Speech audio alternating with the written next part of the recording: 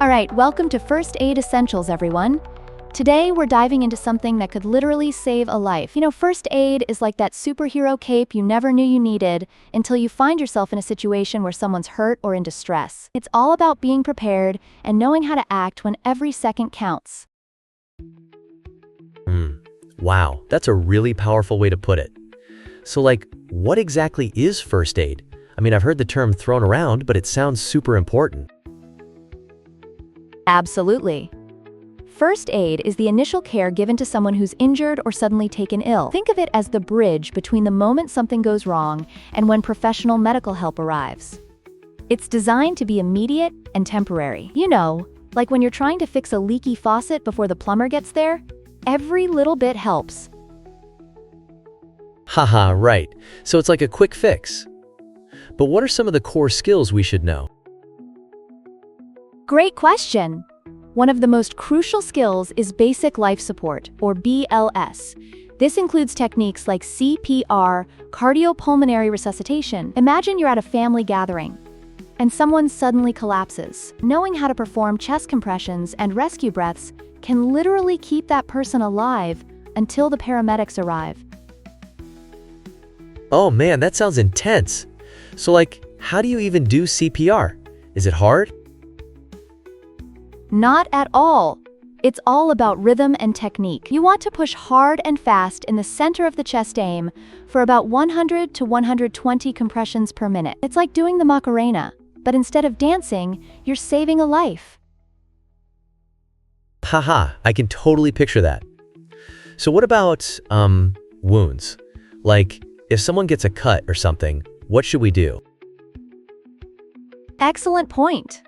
Wound care is critical. The first step is to apply direct pressure using a clean cloth or bandage. Think of it like trying to stop a leak in a boat. You want to contain the situation before it gets worse. If the bleeding doesn't stop, you might need to apply more pressure or even use a tourniquet in severe cases. Wow, that's super practical. But what if someone is choking? I've heard that can be really scary. It can be. The first thing to do is encourage the person to cough. If that doesn't work, you can use the Heimlich maneuver or abdominal thrusts. It's like giving a big bear hug from behind, firm but gentle. You want to dislodge the object without causing more harm. Oh gosh, I can just imagine the panic. So what about burns? I've heard those can be tricky too. Absolutely. For burns, you want to cool the area under running water for at least 10 minutes. But avoid using ice or very cold water as that can cause more damage. It's like trying to cool down a hot pan. Too much cold can warp it. That makes sense. And what about, fractures? I've seen people trying to realign bones in movies, but is that a good idea? Definitely not. For fractures, immobilization is key. You want to gently support the affected limb and seek medical attention right away. It's like trying to keep a broken vase from shattering further. Just leave it as is and get help. Wow, I never thought of it that way. But what about mental health emergencies?